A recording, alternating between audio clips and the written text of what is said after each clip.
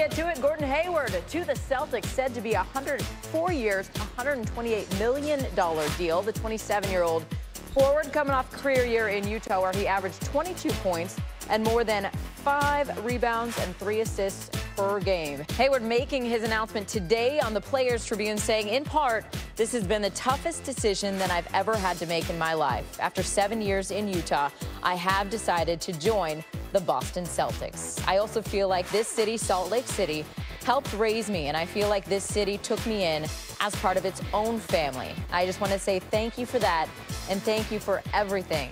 And now I've decided to sign with the Boston Celtics. So, second straight year, a high-profile free agent making his announcement here on the 4th of July. Last year, of course, Kevin Durant. Today, Hayward to Boston. Our insider, Adrian Wojnarowski, joining me now. So, we see Hayward reuniting now with Brad Stevens, his coach from Butler. How much of that was a major factor in this decision? My sense in talking to people, it was not as big of a factor as I think everybody wants to believe. He had an elite coach in Utah, in Quinn Snyder, who helped them become an all-star, built the entire offense around him, and you saw his game evolve in lots of different ways. The biggest factors and what people have described to me, and it's been throughout this process, the chance to be an all-NBA player, to be an all-star, to have perhaps an easier path to the NBA Finals, that's all in the Eastern Conference now, and geography. Salt Lake City is a great NBA market. Boston is unique, the history, the tradition. It is hard to compete with New England and all the things that go with Celtic history. But the idea of him trading in Brad Stevens for Quinn Snyder, I don't believe it went that way. Interesting. Now, everybody had been waiting, as far as the Celtics, for Danny Ainge to make some type of move. Here he goes with this.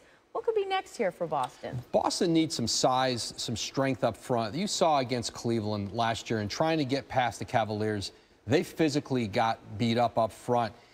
They have some expendable perimeter players here.